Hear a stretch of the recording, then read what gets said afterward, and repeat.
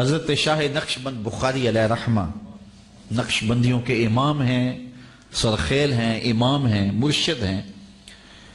آپ کابل میں تشریف لائے تو بادشاہ کے گھر میں کام کرنے والی ایک خاتون آپ سے روحانی نسبت قائم کر لیتی ہے۔ بہت سارے لوگ تھے جو ہجوم میں آپ سے نسبت قائم کر رہے تھے تو اس کی نسبت بھی قائم ہو گئی۔ خیر وہ نیک پہلے ہی تھی، جب نسبت قائم ہوئی تو اور رنگ چڑھا اور اتنی دیانت سے شاہی محل میں کام کیا کہ بادشاہ اس سے بہت زیادہ اس پر اعتماد کرنے لگا۔ جو اس کی ہم منصب تھیں انہوں نے اس سے حسد کیا اور بادشاہ کے گھر کا زیور چوری کر کے اس پر الزام دھر دیا اور گواہیاں بھی دے دی۔ بادشاہ کو بڑا غصہ آیا کہ میں اتنا اعتماد کرتا ہوں اور اس نے میرے گھر کے اندر چوری کی۔ اس نے کوئی بات سنے بغیر کہا کہ اس کو لے جاؤ اور محل کی چھت سے اوپر گرا دو۔ اس نے چیخ کے کہا میں نے چوری نہیں کی، لیکن اس کی کون سنتا؟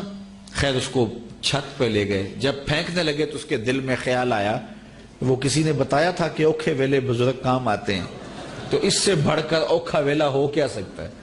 تو اس نے بخارے کی طرف منہ کر کے کہا شیعہ للہ چو گدائے مستمند المدد خواہم ز شاہ نقشبند۔ میں نے سنا تھا اوکھے ویلے پیر مدد کو آتے ہیں، تو اس سے اوکھا ویلا تو میرے اوپر نہیں ہو سکتا۔ اور اتنے میں جلاد نے پیچھے سے دھکا دے دیا۔ جب وہ نیچے گئی تو حضرت شاہ نقشبند بخاری نے پکڑ کے آرام سے زمین پہ رکھ دیا۔ تو حیرت زدہ ہوگی، حضرت آپ کب آئے؟ کہا تو از چبارہ آمدی من از بخارا آمدم، تو چبارے سے چل پڑی تھی، میں بخارے سے چل پڑا۔ حضرت شاہ نقشبند بخاری رضی اللہ تعالیٰ عنہ ایک مرتبہ کابل میں گئے اور بڑا ہجوم جمع ہو گیا، بہت بڑا مجمع جمع ہو گیا۔ تو بادشاہ کی لونڈی نے دیکھا کہ اتنے لوگ جمع ہیں، یہ کہاں سے آئے ہیں، اتنا مجمع کیسے جمع ہو گیا؟ انہوں نے کہا شاہ نقشبند بخاری آئے ہیں، شاہ نقشبند بخاری آئے ہیں، بہت بڑے ولی اللہ ہیں، بہت بڑے شیخ ہیں، لوگ ان کی زیارت کے لیے جمع ہیں۔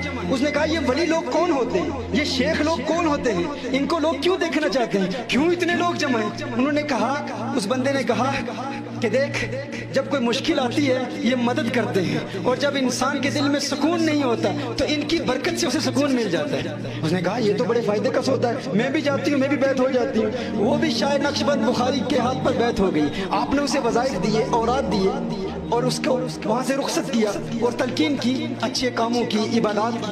وہ جب واپس بادشاہ کے محل میں گئی تو وہ پہلے بھی نیک عورت تھی، پہلے بھی پارسا تھی۔ جب واپس گئی تو بادشاہ نے دیکھا کہ اس میں بہت بڑی تبدیلی آ گئی، اس کے اوراد اور وظائف میں اضافہ ہوا، اس کی نیکی میں، اس کے تقوی میں اضافہ ہوا۔ تو بادشاہ اس سے بہت خوش ہوا۔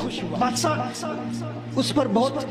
اس پر شفقتیں، مہربانیاں شروع ہو گئی، اس کو تحفے دینا شروع کر دیا کہ یہ بہت اچھی ہے، نیک ہو گئی ہے۔ لیکن اب جو باقی لونڈیاں تھیں انہیں حسد ہوا کہ بادشاہ اس پر اتنا شفیق و مہربان ہو چکا ہے۔ تو انہوں نے کیا کیا؟ انہوں نے اسے بدنام کرنے کے لیے بادشاہ کے محل سے کچھ زیورات چوری کیے اور بعد میں اسی سے برآمد کرا دی، اسی کے کمرے سے برآمد ہوئے۔ تو بادشاہ نے دیکھا کہ یہ تو چور ہے، بادشاہ کو بہت غصہ آیا اور غصے سے بادشاہ نے کہا کہ میں اس کو نیک سمجھتا تھا، اس کی نمازیں دیکھتا تھا، اس کے روزے دیکھتا تھا، اس کی عبادت دیکھتا، یہ تو دھوکہ دے رہی تھی مجھے، یہ تو مجھے بیوقوف بنا رہی تھی، اس نے تو میرے بادشاہ کے محل سے زیورات چوری کیے۔ بادشاہ نے کہا اب اسے سزا دی جائے گی۔ کیا سزا دی جائے گی؟ کہا کہ اس کو چھت پر لے جاؤ اور اس کو محل کے چبارے سے چھت کے اوپر سے نیچے پھینک دو اور اس کو قتل کر دو۔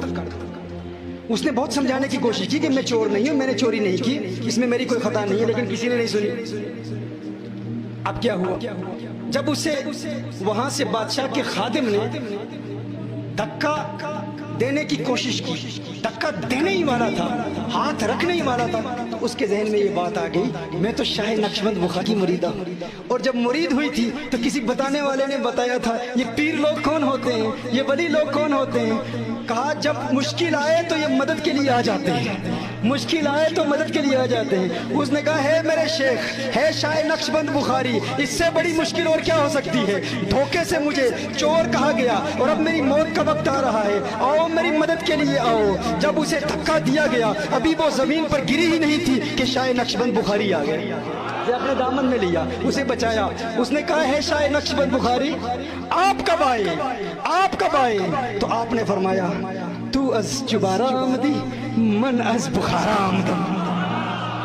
کہا آپ کب آئے, آپ کب پہنچے؟ کہا ہے موری مریدہ تو ادھر چبارے سے آ رہی تھی, میں بخارے سے آ رہا تھا. تو چبارے آ رہی تھی, تو وہاں سے کابل کی زمین پر گر رہی تھی, تو چبارے سے کابل کی زمین پر گر رہی تھی, تو وہاں سے اتری, تو وہاں سے گری, یہ تیری پرواز ہے, اور ادھر اللہ کے ولی کی پرواز کیا ہے؟ کہا تو ابھی کابل کی زمین پر پہنچی نہیں تھی, تیرا پیر تیری مدد کے لیے بخارے سے کابل کی زمین پر پہلے پہنچایا. یہ کہندے نے بزرگ بہت کام کرتے ہیں, بزرگ اڑ لیندے نے. اے سائبیریا بزرگ اڑ کے جا کے دس سکتے ہیں؟ اچھا یہ ساری چیزیں بعد میں شروع ہوئی ہیں. صحابہ کرام کے بارے میں آپ کو آلموسٹ زیرو واقعات ملیں گے, حالانکہ ادھر زیادہ ملنے چاہیے تھے. وہ زیادہ حقدار تھے کہ ان کو آئے دن زیارتیں ہوئی بھی ہوتی, آئے دن وہ واقعات. تو میں اس کو اسی پہ کنکلوڈ کرتا ہوں جو میں ایک اکثر بتاتا ہوں کہ صحیح مسلم میں حدیث ہے. بنو سلمہ نے ارادہ کیا کہ مسجد نبوی کے قریب شفٹ ہو جائیں. نبی الاسلام نے ان کو دیکھا تو آپ فرمایا کیوں؟ ان کا یا رسول اللہ اتنی دور سے چل کے آتے ہیں, جماعت کا مسئلہ ہوتا ہے. تو ہم نے کہا ہم شفٹ ہی ادھر ہو جاتے ہیں. آپ فرمایا جتنے قدم چل کے آتے ہو تمہیں ہر قدم پہ نیکیاں ملتی ہیں.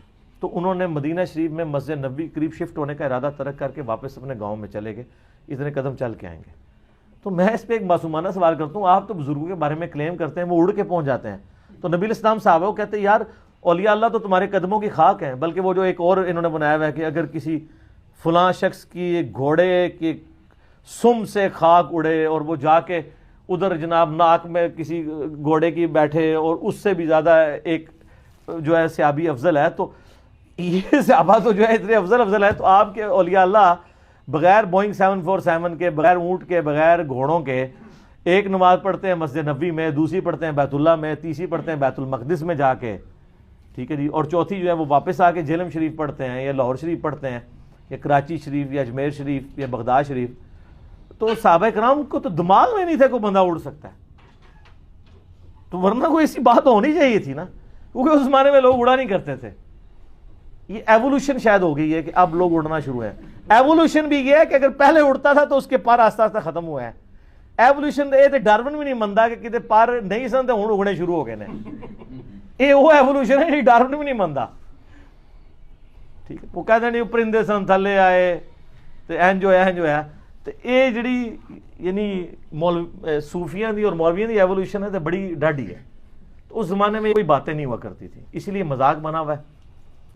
اڑنے والا مسئلہ ہی کوئی نہیں ہے. یہ اس طرح کے سارے بزرگ جو ہے نا, ان کو ہم جو ہے نا بوئنگ 747 پہ سوار کریں اور پائلٹ کو کہ تم ذرا پیراشوٹ سے نیچے کود جاؤ, اور جتنے اولیاء اللہ کے ماننے والے ہیں ان کو جہاز میں سوار کریں صاحب, تو پھر ہم دیکھتے ہیں کون سا بزرگ ہے جو یہ جہاز لینڈ بھی کروا سکے. اس کو بھی چھوڑ دیں, جو اڑنے والے ہیں ان کو مینار پاکستان سے پھینک دیں.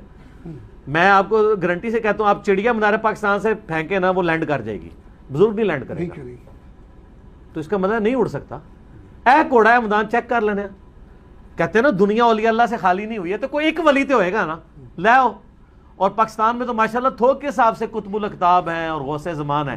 جن کے اشتہاروں پہ غوث زمان لکھے ہوئے ہیں, کم از کم ان کو تو ایک دفعہ مینار پاکستان کی سیر کرانی چاہیے. لیکن رسک ہے, پیراشوٹ باندھ کے اور طریقہ سکھا کے, تاکہ جب وہ زمین کے قریب پہنچنے والے ہوں تو فوراً پہلے ولایت سے توبہ کریں, پھر بٹن دبا کے جان تو بچا لیں, کیونکہ ہمیں پتہ ہے وہ شہید ہو جائیں گے. اور اس طریقے سے ان کو شہید کروانا اسلام کو مطلوب نہیں ہے کہ آپ ناحق لوگوں کو مروائیں. پیراشوٹ باندھیں ان کو کہ سر اگر آپ اڑ لیا تو آپ کی قسمت, اور اگر آپ اڑ نہ پائے تو یہ بٹن آپ نے دبانا ہے. تو انشاءاللہ تعالیٰ گوروں کا بنایا ہوا پیراشوٹ آپ کو بچا لے گا, آپ کی کرامت آپ کو نہیں بچا پائے گی, سب کا نہیں ہے. تو یہ عقل استعمال کریں میرے بھائیوں, ورنہ آخرت میں معاملہ بہت سخت ہونے والا ہے.